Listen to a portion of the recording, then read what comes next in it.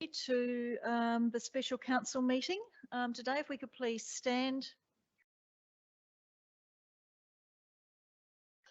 I'd like to acknowledge the traditional custodians of these beautiful lands and our surrounding waters, the Ramangeri and the Ngarrindjeri people. And as a community, we recognise and respect their cultural connection to our lands and our waters. Councillor Kemp.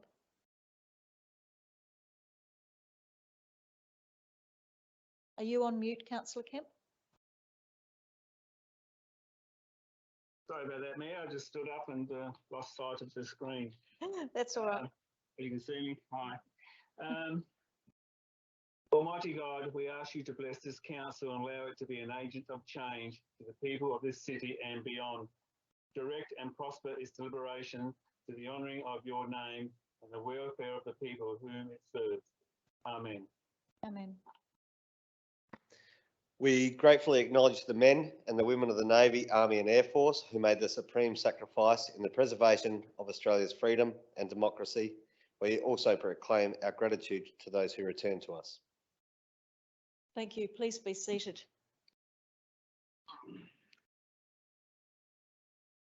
Welcome everybody, and welcome to everyone in the gallery that is sitting in on this budget meeting tonight, and those that are listening online.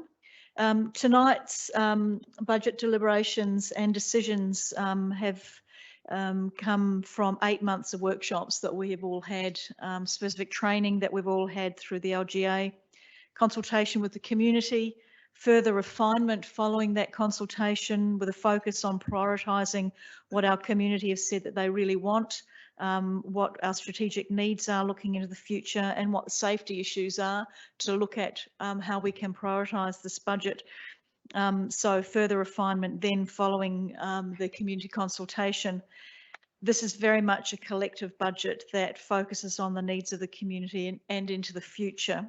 And before we start, I would like to thank the staff and also all of my fellow elected members for all the work that you have put into this over the last 8 months. At times it has not been easy. It's a very difficult budget, but we have now come after 8 months of deliberations to something that we can discuss tonight and see where we go to from there. Our first item of business is, though, the corporate systems review and replacement, which does form part of the budget deliberations, and we have had a number of council meetings and workshops on this really important review and replacement. And I will do the recommendation on block that council receive and note the report, and that council commit to undertaking full corporate systems review and replacement project and associated sub-projects, commencing with an allocation of 634,000 included within the draft capital budget and 171,500 rather in the draft operating budget for 2021-22. Do I have somebody to move that way? Thank you, Councillor Robertson. And do I have a seconder for that? Thank you, Councillor Kemp. Do either of you want to speak to that? Councillor Robertson, do you want to speak to it? Yes, thank you, Mayor. I think that this recommendation, as I see it here, is really important in the sense that what we're doing collectively, at least as this council with a bit over a year of office to go, that we are committing to making sure that this project is properly funded and that we give it our every attention and make sure that it does not fall over because the costs of failure are so enormous. I think Onkaparinga Council is just discovering that process now. So that it's one that is really important to the future of the city, of it being able to do all those things we heard about tonight on in terms of its of it being a special place, of it being a good place for investment, and for the city of Victor Harbor to be a vital player in that development. So yes, the funds that are are being voted into the budget for this year is a minimum on this process. I reckon myself it's going to be a $5 million for a 5-year project. We're close to that with what the consultants estimate, and it's very important that we really stay with this project. It's essentially a project for the administration to be able to implement itself, and with support from the chamber. However, I think that there are a couple of key things. I've sent around an email this afternoon with some comments about to the elected members and the senior staff about some of the key things that we now have to move on from a fairly successful year in 2020 when the business mapping was done, the business processes, and now we're heading down the track of setting up the business processes we want for the future, identifying the software to buy, and engaging with the staff. Very important, engaging with the staff and also the other customers, the elected members, but more importantly, the community, in what sort of enterprise software we have, which will define what sort of council we have for the next 20 or 30 years, or as long as this IT that we're putting in place is going to be serviceable. So I see it primarily as this process of committing ourselves. We've got the basic budgets and timelines in front of us here, and we have unwavering commitment to those timelines and that commitment. But also, it's really important that we as a council get on top of a few basic issues that we haven't done yet, and they're basically threefold. One is that we need to, as a council, we don't have an IT strategy. That's been pointed out by the consultants on the overall budget page, and we need to develop that as soon as possible so we have a framework against which we move into this project with. Secondly, I think that there's some other issues there that as a chamber we need to be doing, which is it's a staff project to be implemented by the staff, but we need to see a plan where itemised month by month what's going to be achieved, what's planned to be achieved, what are the outcomes that have come forward, and we haven't defined the outcomes in this project yet. We've defined some outputs, but we haven't defined the outcomes, and we need to be following those regularly at every council meeting and keeping track of the expenditure of the project, but most importantly, the outcomes. Thank you, Councillor Robertson. Have you finished? You're finished? Not quite. I have another minute. You've got 30 seconds. 30 seconds, okay. If you can keep it to the actual recommendation, that would be appreciated. Yep. Yeah, there's one other final issue in there I think that we need to look at, and that's some of the governance aspects of what's being proposed here. But we'll leave that to detail till later on, but I'm happy to support this this recommendation, which I see as a future 5-year commitment. Thank you. Councillor Kemp, do you want to speak to the motion? Yes, thank you, Mayor Jenkins. It's interesting, this one really slipped under the radar a bit, because I think when we talk about priorities, what projects we want to prioritise and for what reasons. And yes, this is not a sexy project. The community may not see much benefit or any benefit, or they may do, they may not, out of this project. But what I believe, why it's so critical, one of the highest priorities that we should be undertaking, is because it will bring efficiency and make the council more effective in its day-to-day business on how it runs and how it provides a service to the community. I think that's very critical and very important that we do that.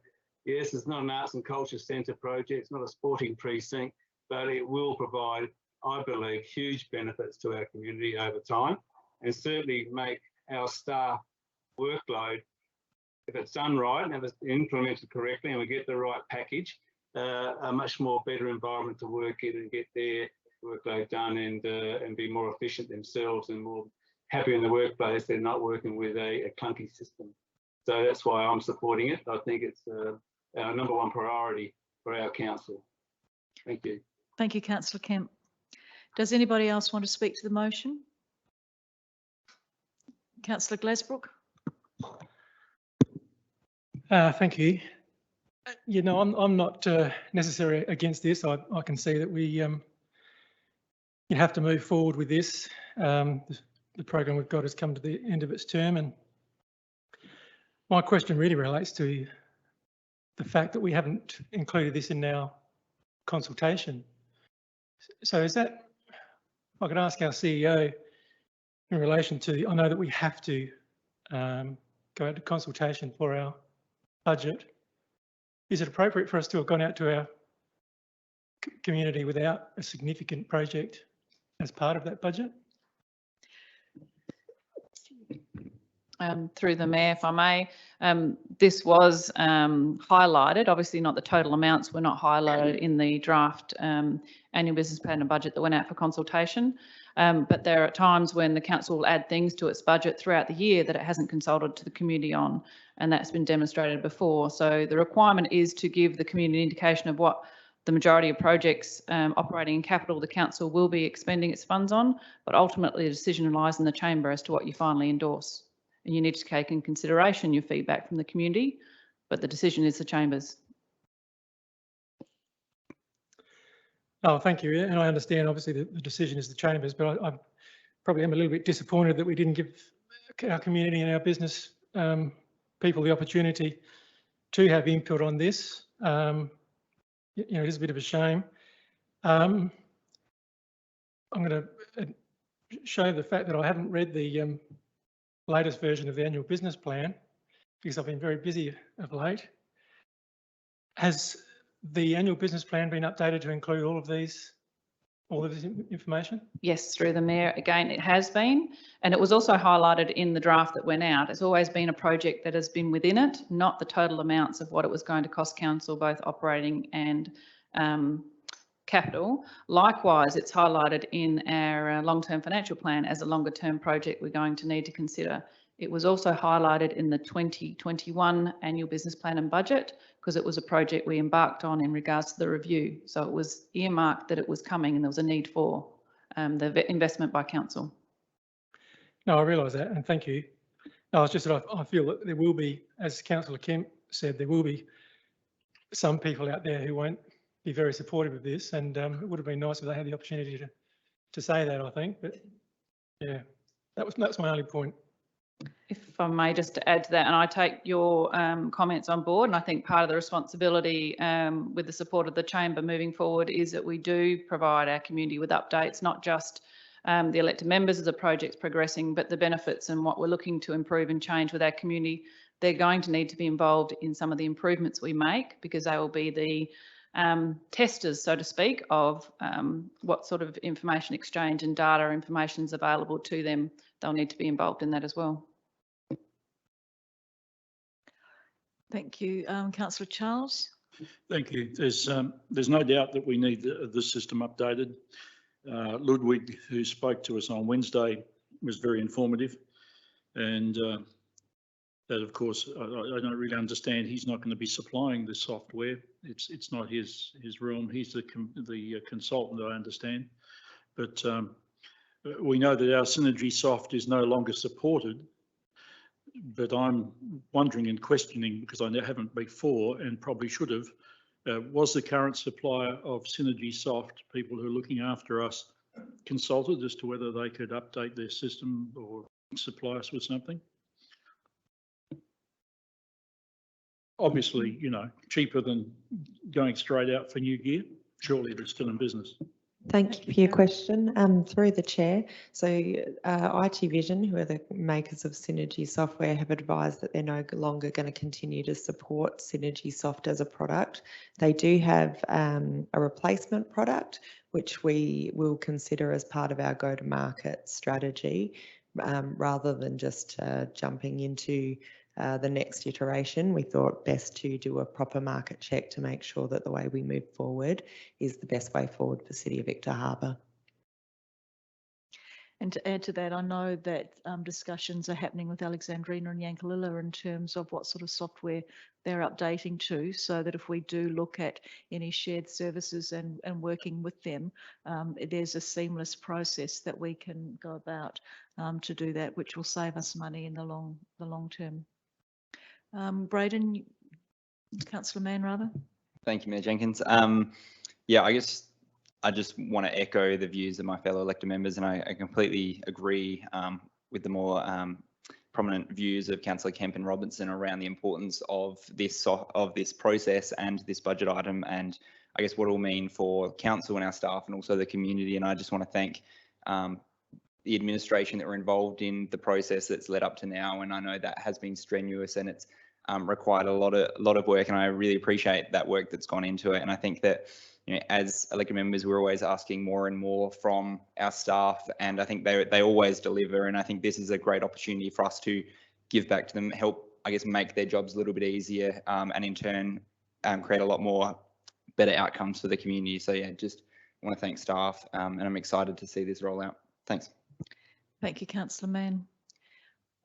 Is there any more commentary on this? Otherwise, I'll ask Councillor Robertson to close the debate. If you have anything that you'd like to say further, Councillor Robertson? No? All right, I'll put that recommendation 1 and 2 to the floor. All those in favour? And those against? That's carried unanimously. Thank you very much. And once again, I'll echo Councillor Mann's comments and thank the staff very much for all of the hard work that they've put into this, because it has been a really big project that's taken up a lot of time. We now move to item 4.2, which is the annual business plan. And I'll do those recommendations separately. So the first one is Council receiving and noting the 2001-22 annual business plan report, including the public consultation feedback presented at the designated informal gathering that was held on Monday, the 5th of July. And I understand that you've got that consultation, that feedback also in the appendices in this agenda. So would someone like to move that way? Thank you, Councillor Hales, and seconded by Councillor Henderson. Do either of you want to speak to that? No, Councillor Henderson? I do just have one question on the replies to the feedback. I can't see anywhere where there's been a comment about the fact that we didn't increase rates last year, and I thought this was quite relevant. To take that one. If I can just clarify, you're saying in the received in the feedback, or we replying? Replies to the feedback. We can incorporate that. Yes. Thank you. Does anybody have any further commentary on the first recommendation? If not, I'll put it to the floor. All those in favour? Those against? That's carried unanimously. Thank you. The second recommendation is that pursuant to section 123 of the Local Government Act, Council adopts the 2021-22 annual business plan, subject to the final budget adoption and declaration of rates. Would someone like to move that way? Thank you, Councillor Hales, and seconded by Councillor Henderson. Do either of you want to speak to that? Councillor Hales? No. Councillor Henderson? No. Does anybody want to speak to it? If not, I'll put it to the floor. All those in favour? Sorry, Councillor Kemp, was that you wanting to speak to it? There's a bit of a time lag. Yes, I do, Mayor Jenkins. Yeah, sorry, I beg your pardon. Which I would just have to, you'll have to be quick, and I'll have to make sure that I notice you and slower, because there is a bit of a time lag between the screen and me responding to you. So I beg your pardon. Would you like to speak to that recommendation? Yeah, to the annual plan. One thing I'd like to do is table a document, a council relating document to this motion. And under Regulation 18 of tabling documents at council meetings, I sent a document through called the City of Victor Harbour horse-drawn tram stable capital project, which is related to this plan because it has information there about the capital project. I sent that through on the 5th of July. I've had no response back, so I want it tabled now so it can be included to be discussed now or a later date.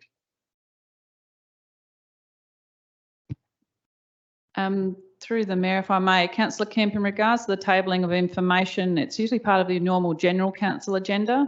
Given this is a special council meeting, which is specifically for items, it wouldn't be an item that would normally be tabled. I can just clarify that for you if you give me a moment, but No, I hope you would. Thank you, CEO.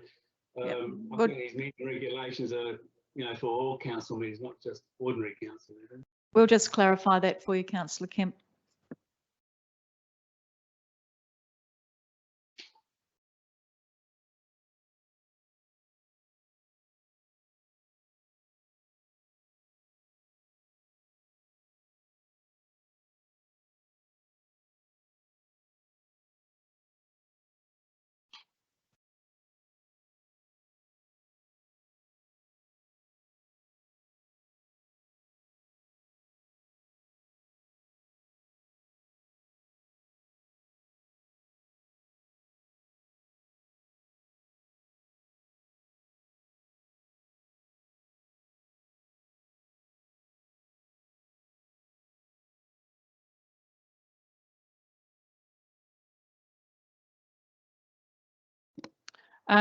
Councillor Kemp, just to clarify, obviously it is that a member may require the CEO to table any document of council relating to a motion that is before the meeting, and it is correct as a motion before the meeting, must then be tabled the document within a reasonable time or a time determined by the presiding member. Obviously all elected members have received a copy of the document. I need to just reread the document now because I need to clarify whether there's any elements of it are in confidence or need to remain in confidence. So I'll need to read the document if the Mayor's happy for me to do so.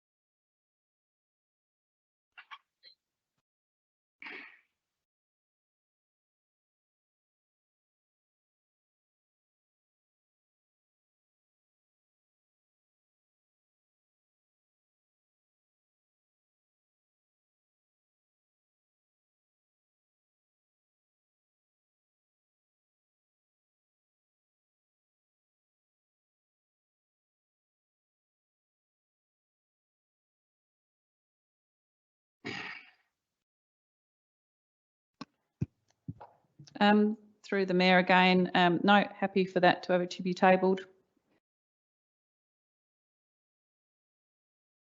So does every member have a copy? Or, because it goes on to say in the tabling of it, if not every member has a copy, then the timeframes for investigating it, getting the answers and that, because it may impact decision making because of the processes involved and what I'm seeking of information. So just see what the presiding member decides to get the wishes of the meeting. Well, if members would like a hard copy, I'm happy to organise a hard copy to be tabled for you now if you haven't got a copy on your devices in front of you. Could members indicate if they'd like a hard copy? Yes, we can resend it. I'll get Karen Rokoczynski will send it to your devices now. Is everyone happy with that? Would you like a hard copy, Carol? Yep. Anyone else would like a hard copy? Councillor Charles? Councillor Littley? No problems. Just give me a moment and I'll go get hard copies. What I might do while we're getting hard copies is adjourn the meeting for 5 minutes, which will allow you to get up and have a wander around if you'd like to.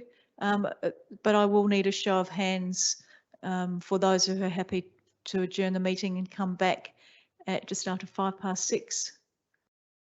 Can I have your hands? Thank you.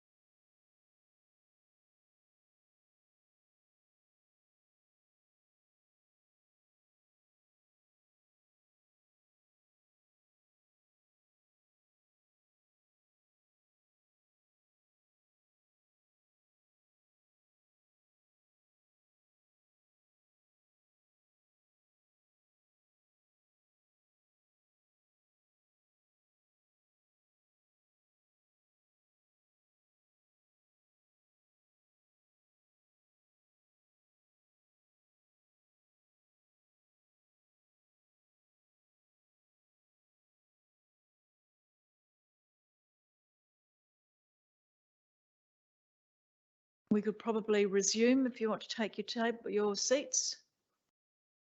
I'll just wait for Karina and Michelle to get ready.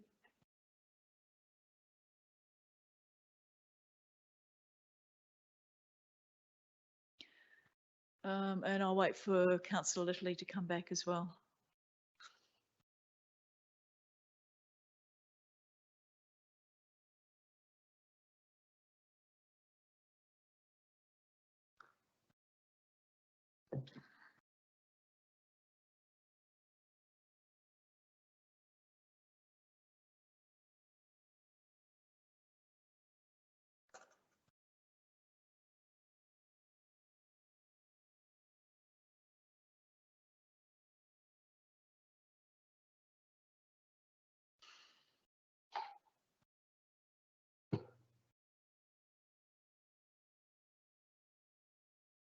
You know where Councillor?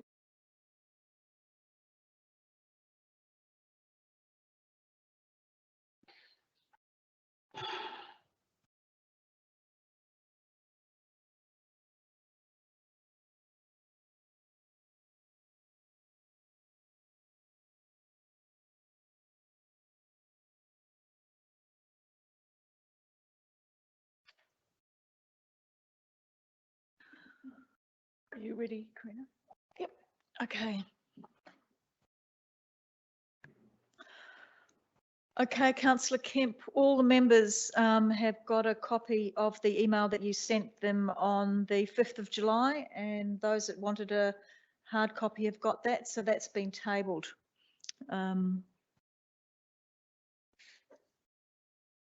So did you want to speak to the recommendation?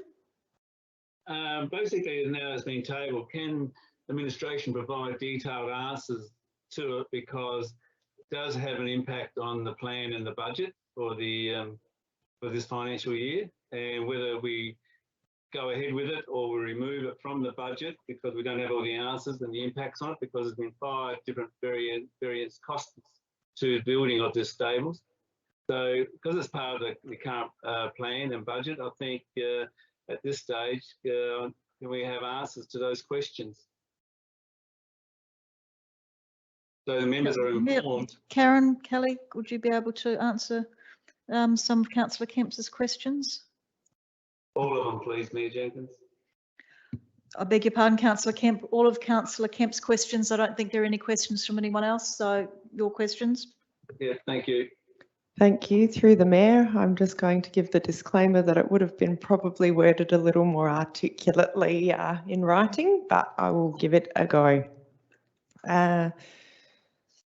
Will the council approve the funding for the horse stables? Why hasn't the construction commenced? Because the tendering process has not brought forward a cost that has been suitable or within budget and would require a resolution of the council to adjust the budget. Question 2, what processes have taken place since approval of the expenditure? Well, a couple of tendering processes have occurred and the cost was not within budget, so it hasn't been able to proceed. Question 3, who was involved in the processes and did they have authorisation to carry out the various processes? Several staff. It involved input from horse tram staff. Yes, they had authorisation to carry out the processes that they were involved with. Question 4, have the Horse Tram Authority operated outside its charter, being involved in decisions in carrying out the designs, quote and tender process? No, they have not acted outside their charter. What budget line was used to pay for the following? Kelly, I'm going to look for you to help me with this one.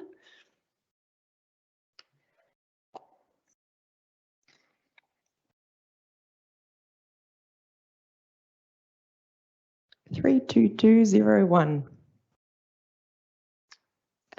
Question 6.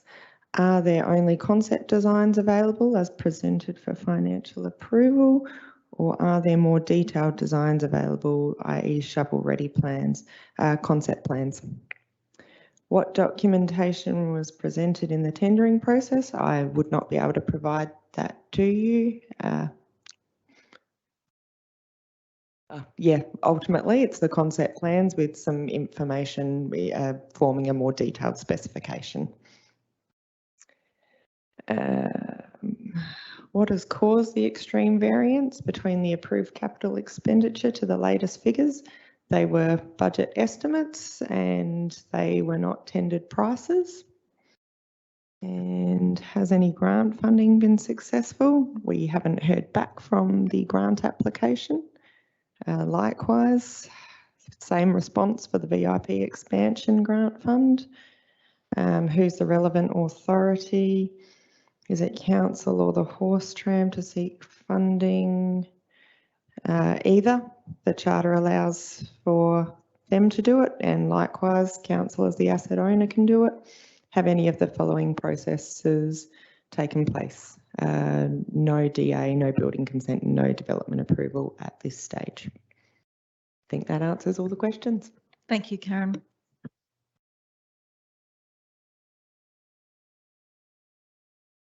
Sorry, Councillor Kemp, do you have any further questions or any further commentary on relating to recommendation 2?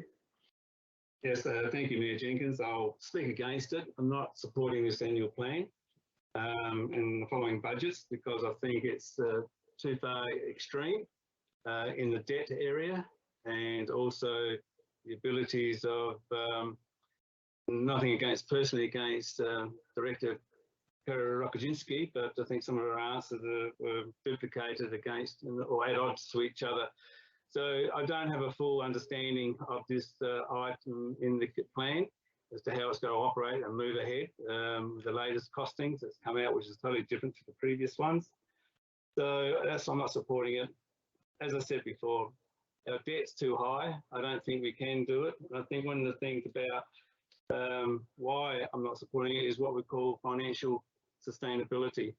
Financial sustainability is understood that the ability of the public administrations to continue now and in the future current policies without causing the debt to rise continuously. And under our asset management plan and long-term financial plans, even though they're not endorsed yet, they are continual rising debt. And I'm not quite sure how, we get no information back from the administration on how we pay down these debts. All we get in our budget papers is that we pay the interest, but we do not understand how the debts are paid down, the principal, etc. And going up to 70% under the current endorsed long-term financial plan, asset sustainability ratio, we're way over it. That's 72%. We're 60% capped. We're bringing in new financial indicators to fit the bill. The point is that I see it's changing the goalposts. It's changing the rules. We've already got an endorsed financial indicators. We voted on this 2 weeks ago at a council meeting and got beaten. I think there was a message there back to the administration that the chamber was not happy with those financial indicators. They're in this draft plan, and what these indicators do is actually make the council look good because you set a budget and you move the indicators to fit the budget, which means that it looks good. So to me, that's not being open and transparent to our community about operating the financial indicators, which we already had endorsed ones already, and we've knocked back the current ones in the plan. So to me, I think, the reason I'm not supporting it, I think there's more work still needs to be done and broken down and really and pull some of this apart again, because yes, we've only had 4 workshops. A lot of that was through presentations, and I still believe that we do not sit down and really articulate through the budgets and the plans to actually come to a decision. That's my opinion, and that's why I'm not supporting it. Thank you, Councillor Kemp. I might just ask Kelly to respond to some of the concerns that you've had. Thank you, through the Mayor. In regards to some of those comments, Councillor Kemp, in regards to the debt levels, the annual business plan does provide some commentary for the community around our borrowing levels and repayments and loans that will mature during the coming years, which is effectively paying off our principal.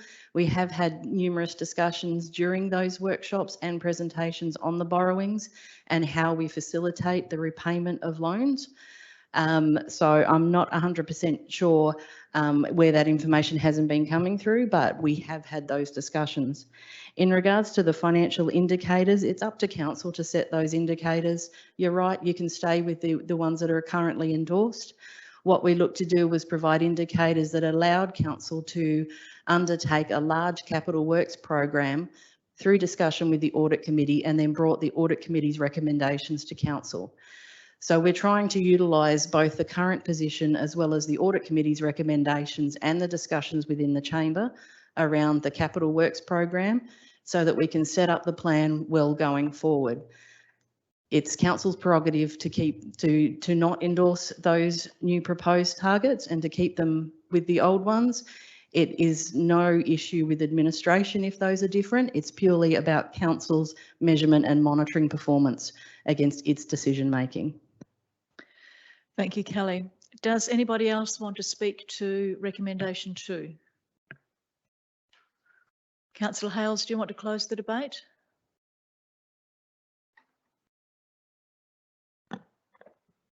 Thank you, Mayor Jenkins, for the opportunity. Yeah, I support endorsing and adopting our annual business plan and budget, subject to the other 2 recommendations tonight, of course, simply because we've been on a journey, as we always do with this thing. We started over 6 months ago, 6 months for elected members maybe, but before that for staff. And we've gone through a process that's involved a number of workshops. It's involved the audit committee. It's involved people with professional accounting and financial qualifications, and has gone out to our residents and ratepayers and come back from consultation. It's been around the course and it's been thoroughly looked at well and truly. We've all had ample opportunity to ask questions about this document, to follow those up. If we haven't received answers, ask again. But that's okay, we each deal with this differently. Our financial indicators, our current set of financial indicators we adopted 4 years ago. Before that, they were different again. As Kelly so adequately put, these things are set by council, and so therefore they do naturally change. And similarly, our debt levels over the years, they have been this high before, they will be again. It's the cycle that you go through. When you're doing things, when you're building into your community, doing that long-term investment, your debt level will rise. But it's about not setting yourself up for that systematic failure in terms of ensuring that the amount of projects you're embarking upon is achievable, which is what this council will have to turn its attention to in the coming year, just over a year of what's left of our term. So I'm very happy with the process we've been on, very happy with the result we've come to, and fully endorse the annual business plan and budget. Thank you, Councillor Hales. I now put recommendation 2 to the floor. All those in favour? And those against? That's carried. Thank you.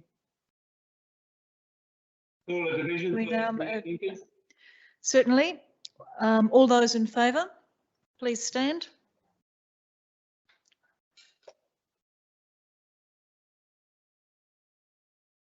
Just wait for Karina to catch up.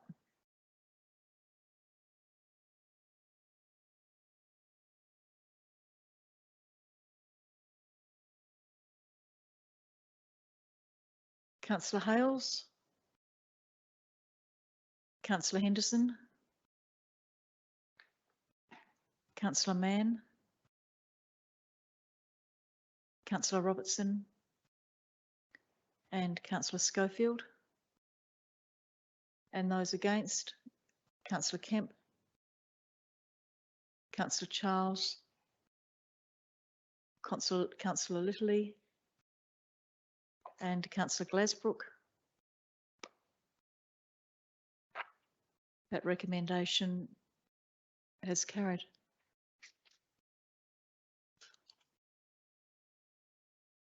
We now move on to item 4.3, which is the 2021-22 budget.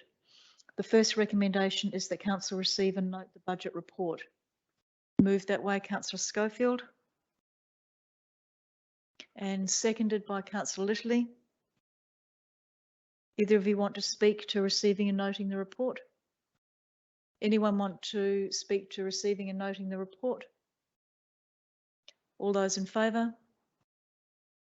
Those against?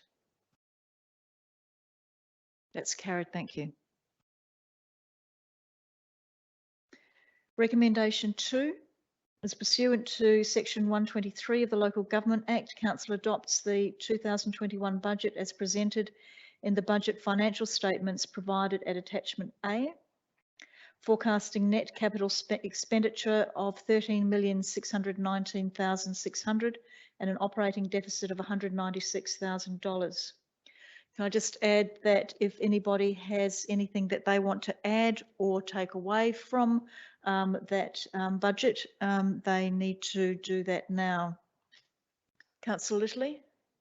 Mayor Jenkins, I seek to include the funds or reinstate the funds for the renovation and upgrade of the horse tram offices and workspace, inclusive of the souvenir shop and volunteer support space to be included in the budget.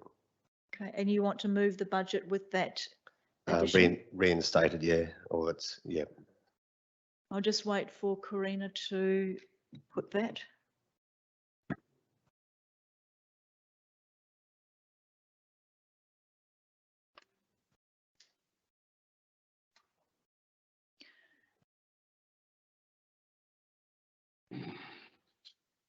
Councillor Henderson, were you looking to second? I'd like to second that.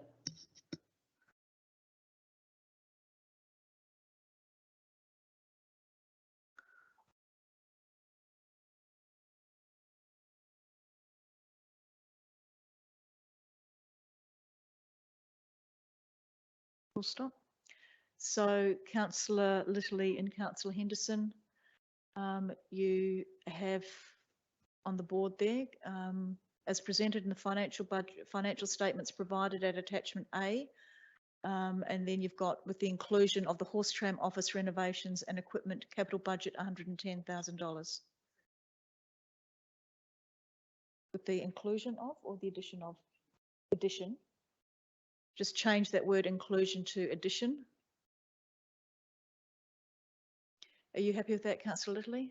Yeah, just a clarification on the amount there. I know that in the papers it says $110,000, but my advice is that it's $95,000. So if someone could perhaps provide an explanation as to what the difference is there, but I'm happy with that if that is the figure that is reflective.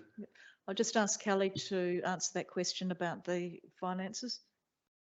Yeah, thank you through the chair. No, you are correct actually. There is $95,000 for the renovations and there was $15,000 for harnesses and equipment for the horses that were also included in that 110 that is on the table on page 22 of the agenda. So we could adjust that to 95 just for that project and leave the equipment out. I'd like to do that, yeah. Yep. So you want that to be 95. Are you happy with that variance?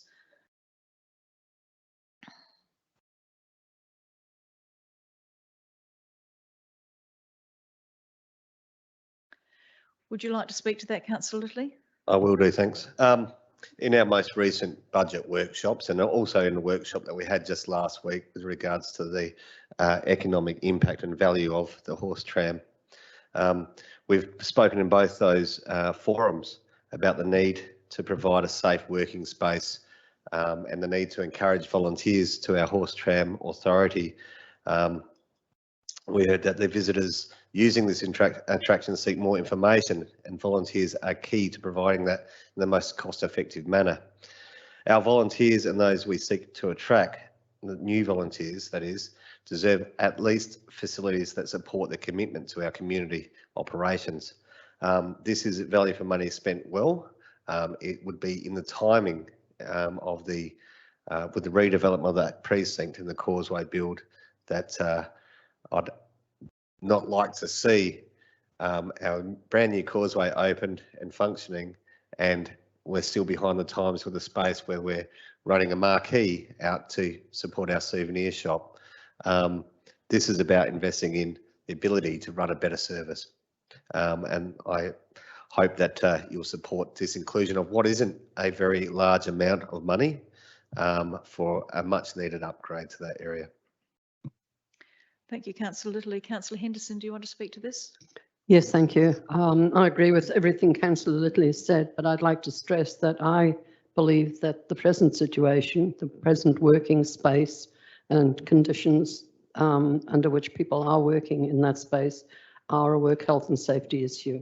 And for that reason, I'm supporting this.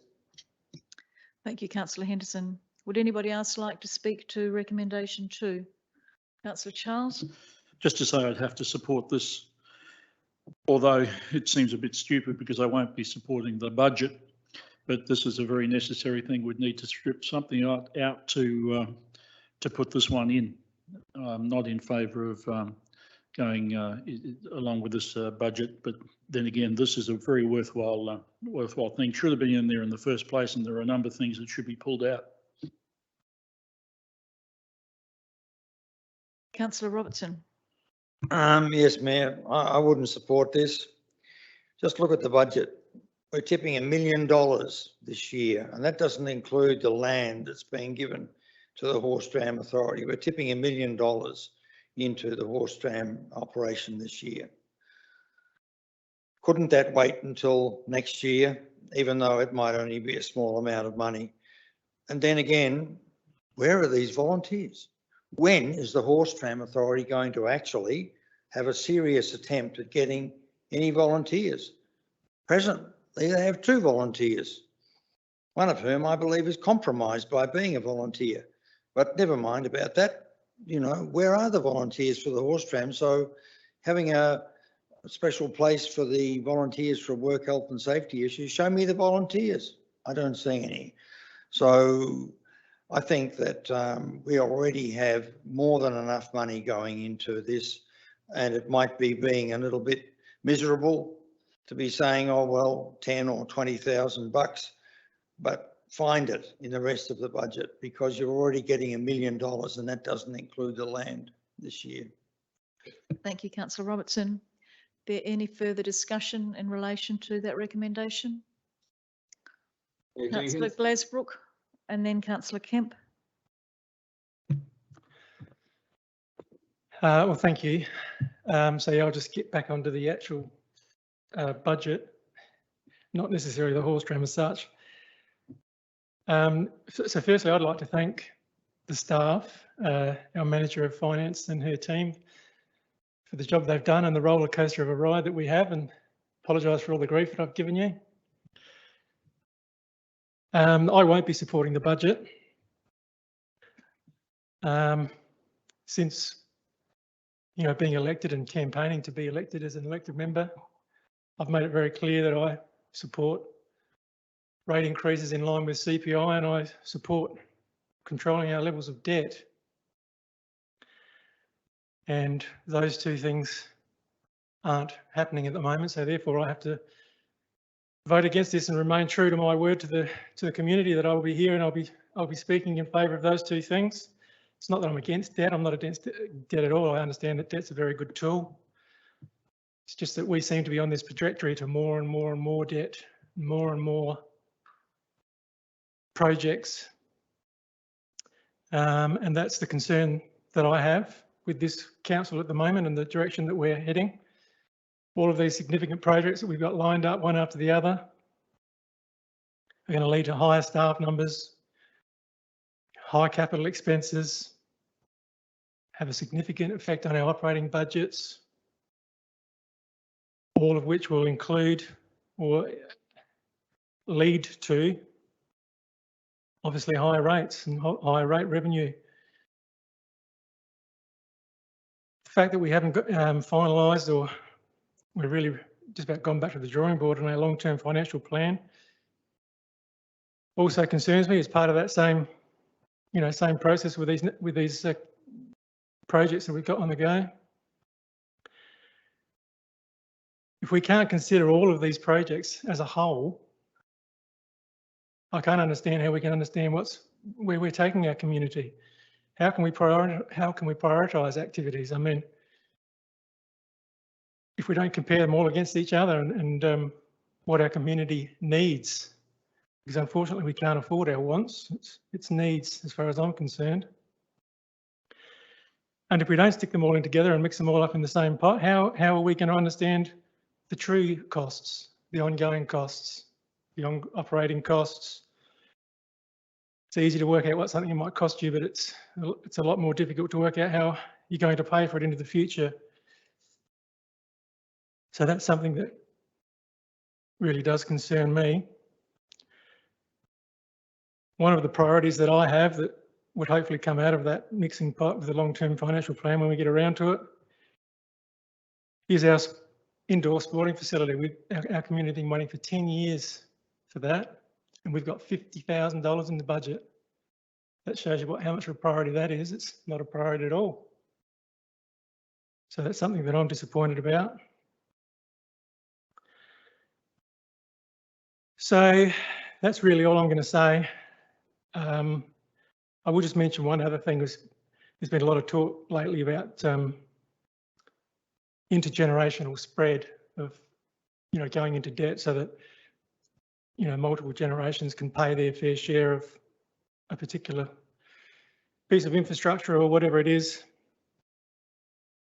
I really struggle with that. I believe that this so-called intergenerational spread is really just a way of ensuring that every generation pays a whole heap of interest every year. That's how I look at it. So I just wanted to mention that, and again, thank the staff for the efforts they've done.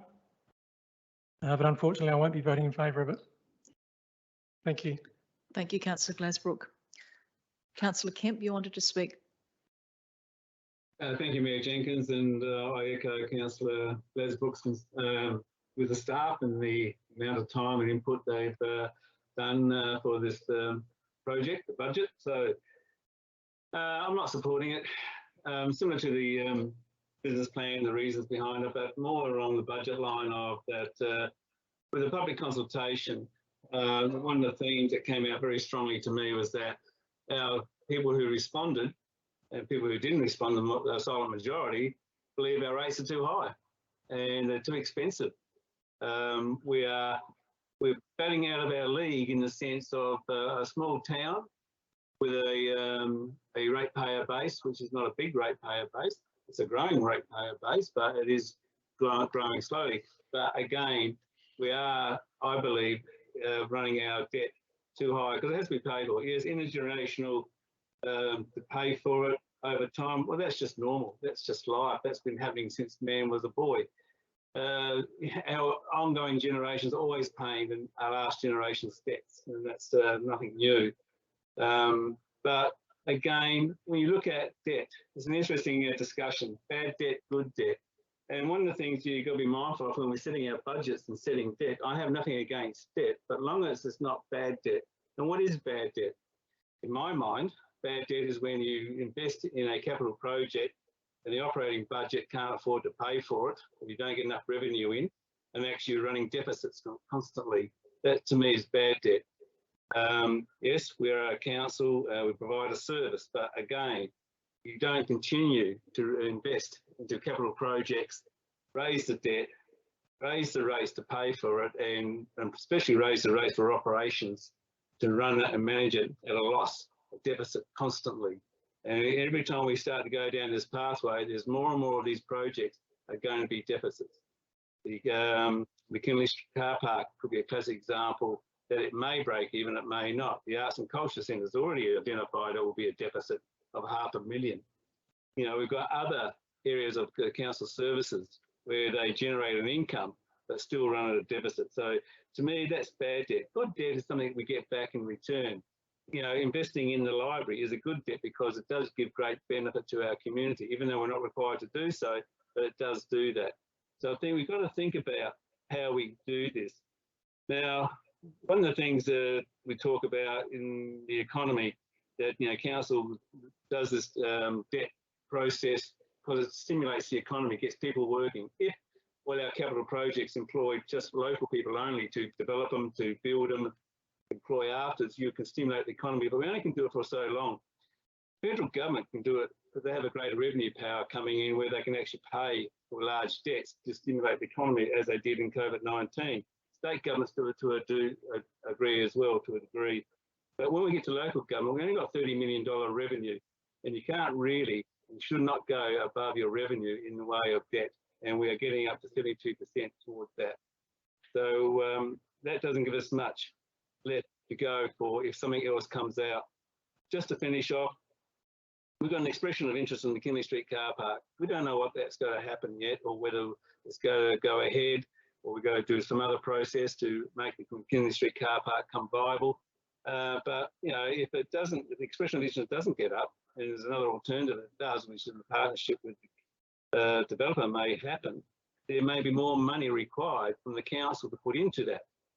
And if we, and that's why I'm saying we need to look at our debt levels as to what's coming in the future. We have a huge amount of projects coming.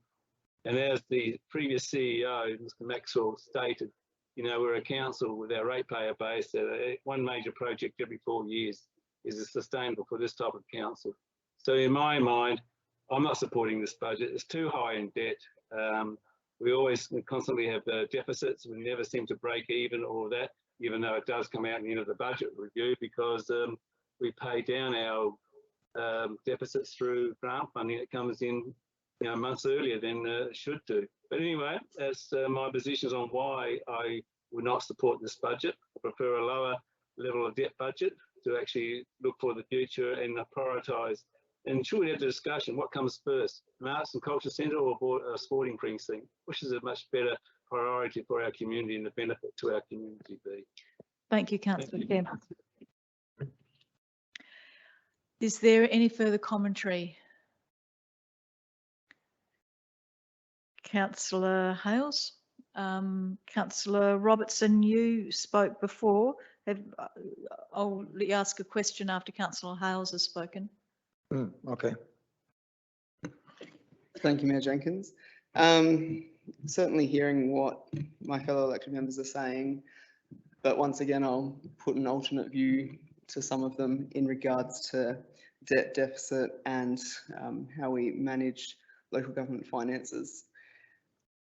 For a start, we'll break it back to the average levels of debt that our households are used to.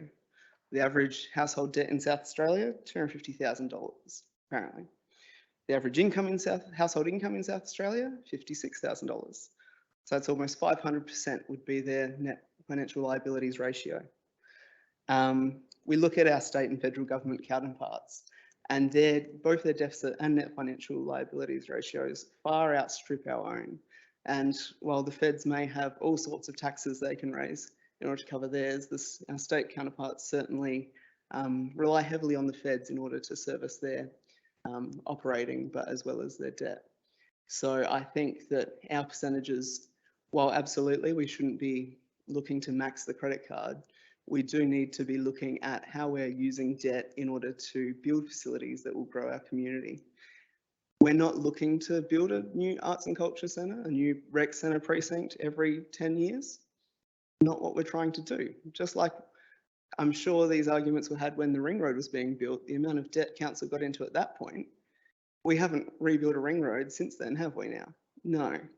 So saying you want to build these facilities and it's going to turn into this cycle is not entirely accurate. Should we be prioritising? Absolutely. I'm loving hearing all the feedback that very positive for a new rec centre, and I certainly couldn't agree more with that feedback. I also agree with the voices I'm hearing around looking how we can partner with private enterprise in our town in order to achieve some of our development outcomes that we're looking for. Addressing our deficit, absolutely, while we're in this phase of building, our deficit is trending in the wrong direction. But if we look at the 7-year average of this council, we're still, if this current financial year rounds out to where we're saying it will, and the coming financial year rounds out to where it says it will, we're still up 5.8% as an operating surplus across the 7 years.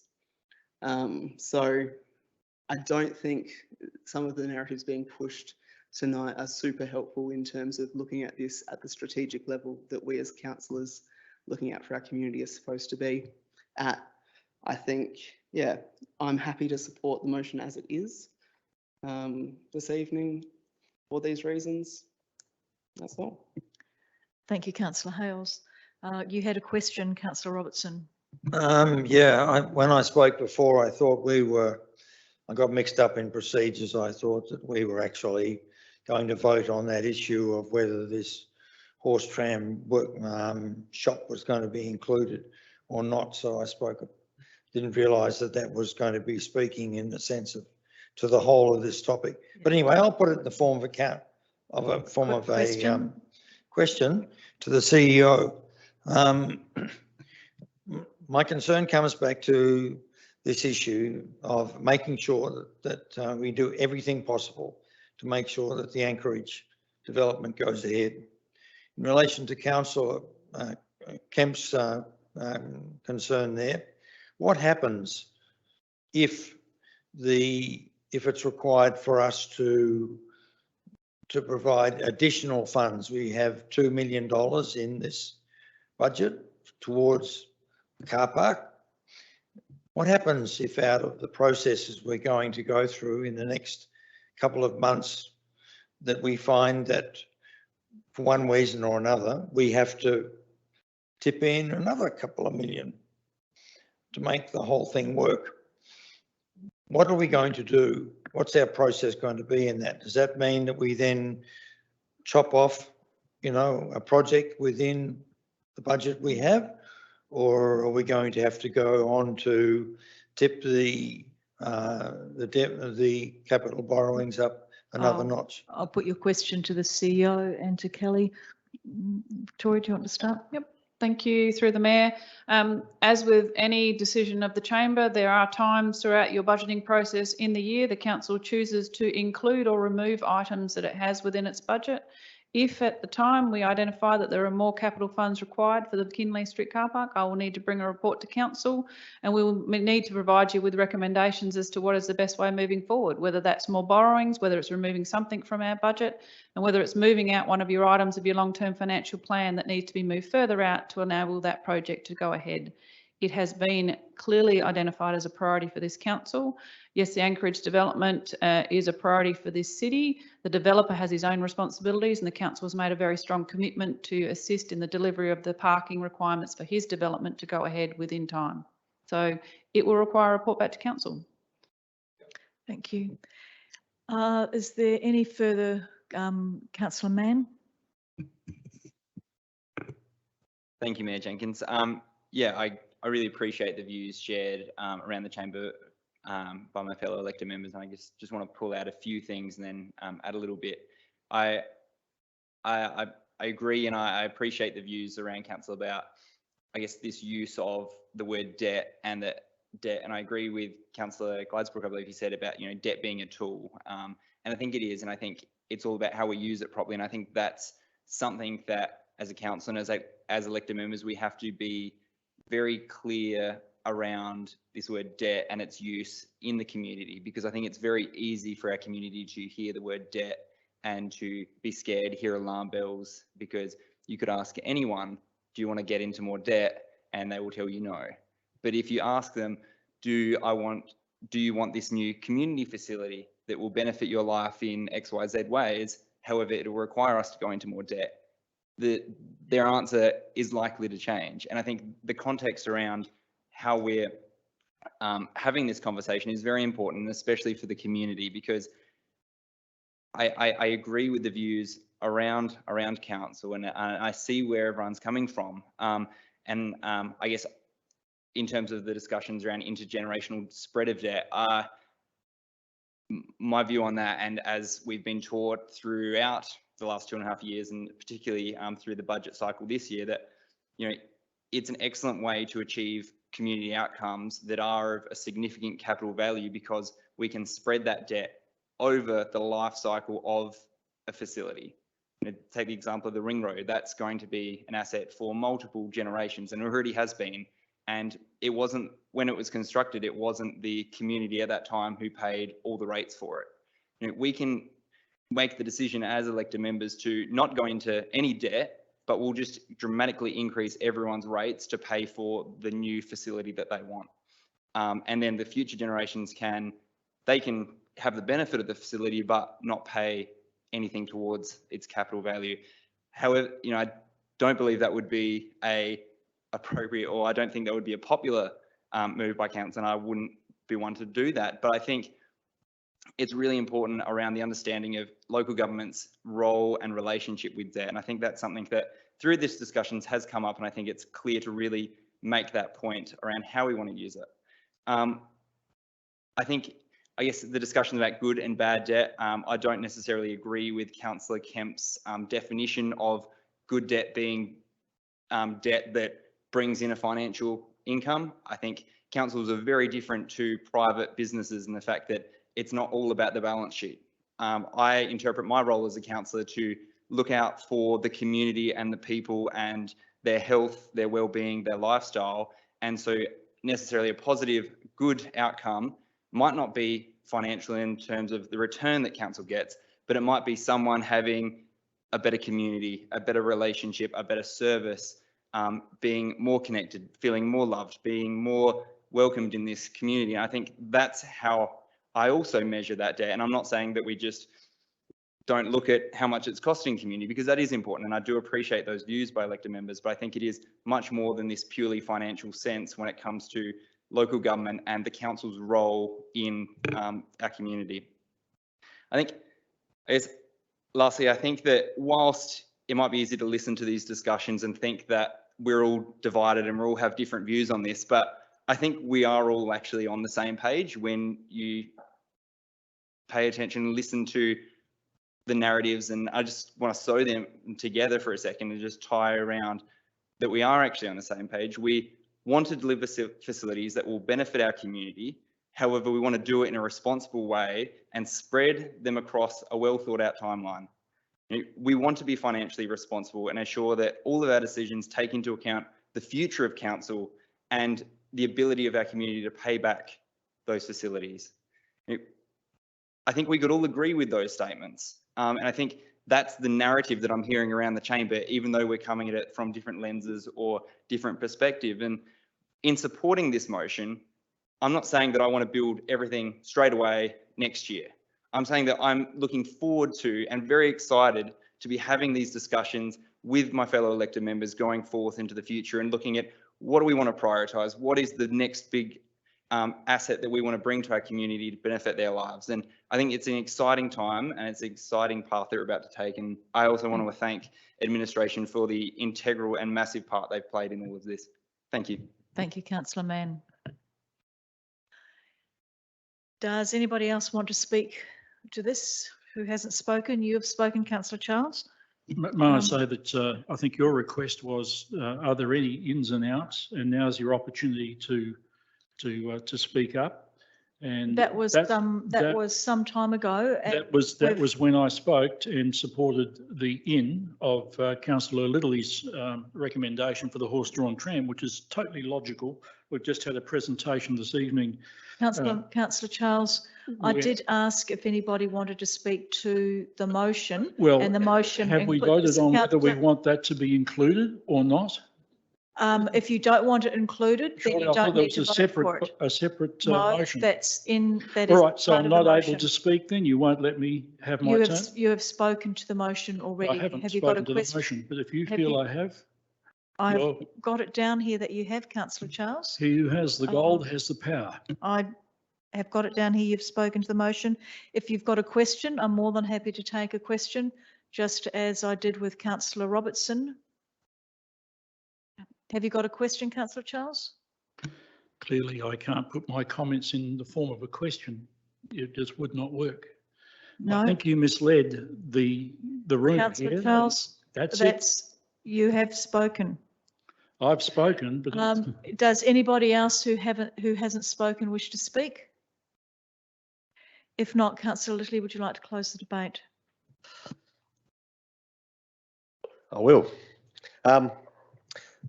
I've moved the inclusion of the horse tram office renovations due to the recognised need and the appropriate facilities for those appropriate facilities there. That's out the way. I'll speak to the full motion.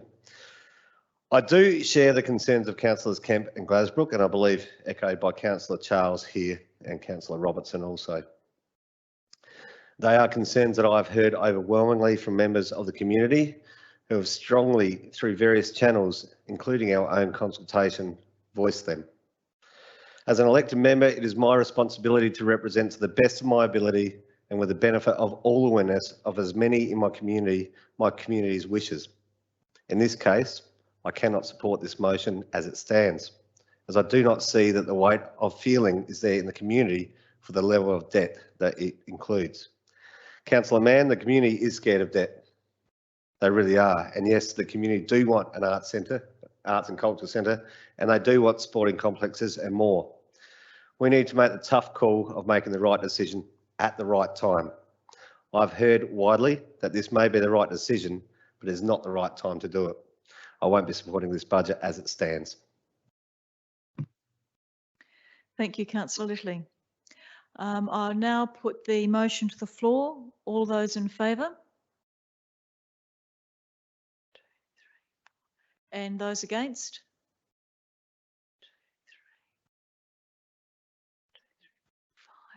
5. That motion is lost. Can I have a division, please? All those in favour?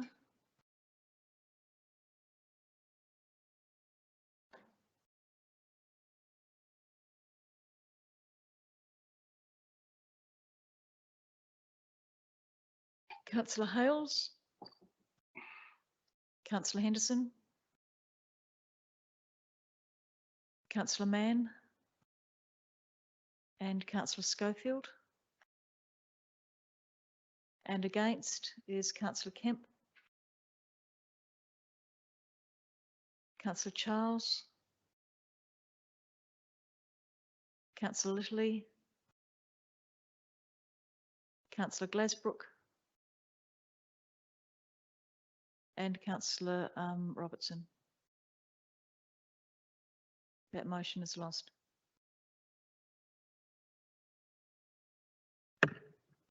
We now move on to recommendation 3, and that is that Council endorse the key financial indicators for 2021-22 as follows.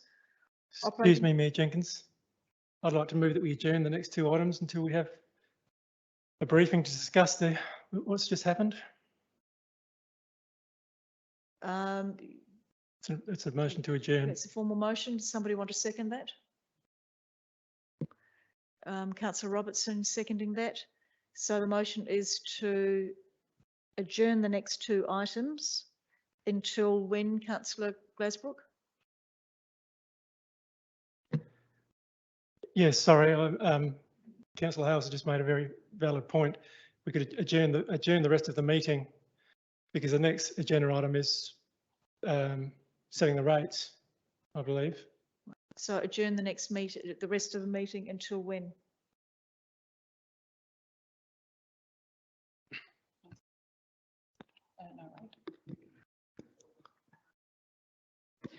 If I may, through the Mayor, I know it's a formal motion and yes, you can do that, but I also note that as we did last year, you didn't adopt the budget until August, that you look to possibly move an interim budget, which is a quarter of the operating and specific capital so that the administration get on with projects because we are already commenced into the financial year.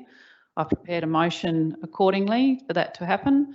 And that's not setting the rate, it's not adopting the budget, but it's an interim budget, which is a quarter of the operating and specific capital items, which I'm happy to put up on the screen, and then you can adjourn the rest of the meeting. As a suggestion, you don't need to follow that. No, I'm happy to follow your suggestion. Thank you. So I'll withdraw that. You'll withdraw that, all right. So can you put up the interim budget? Karina, please.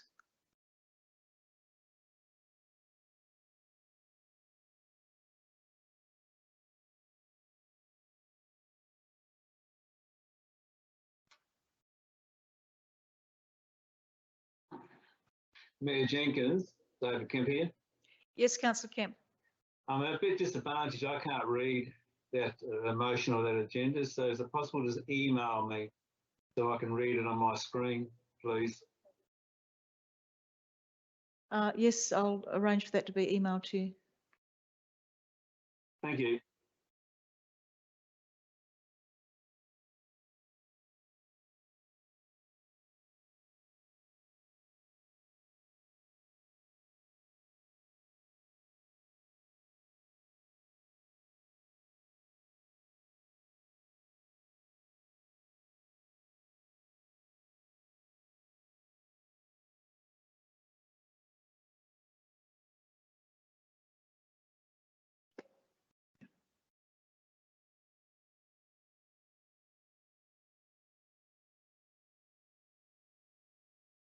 Do you want to, can you scroll down, Karina, so I can read it? Scroll. Top. Okay. So the new motion reads that pursuant to section 123 of the Local Government Act, the council adopts an interim operating budget for 21-22 equal to 1/4 of the budget as presented in the budgeted financial statements provided at attachment A, and capital expenditure for works in progress and urgent projects as detailed in the table below. And you can all read the table below. Councillor Kemp, have you received the email? Yes, thank you. Can I have someone to move that way, please? Thank you, Councillor Robertson, and seconded by Councillor Littley.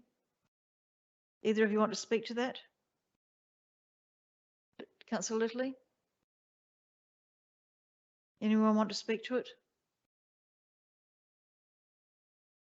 All those in favour?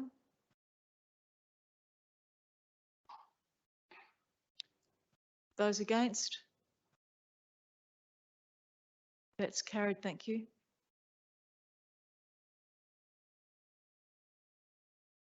I'll now move Councillor Glasbrook's adjournment for the remainder of the business. Do we have a date attached to that adjournment? Yep, thank you.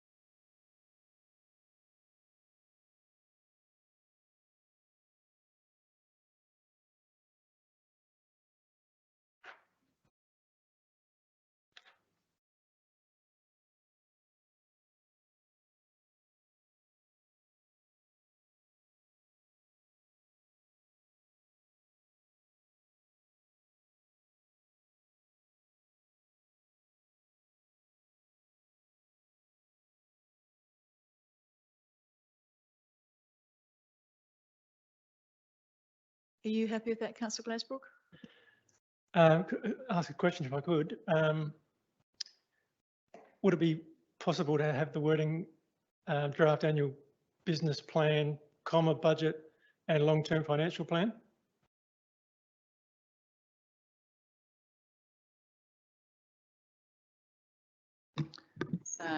You can, but I'm assuming you're not wanting to have that finalised by the end of July before you adopt your annual business plan and budget. because you're adjourning the special council meeting. The special council meeting would resume once that workshop's occurred. Then I can resume the special council meeting where you left off. You have a bit of a deadline in regards to your annual business plan and budget. No, fair enough. I'm just thinking, because I believe that's part of the process. It is, you're required to review it once you've adopted your annual business plan and budget.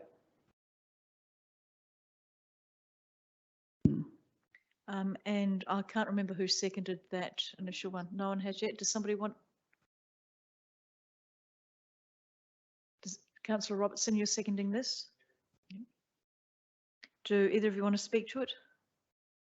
No. Does anybody want to speak to it? Oh, so sorry, it's a formal motion. All those in favour? Those against? That's carried, thank you.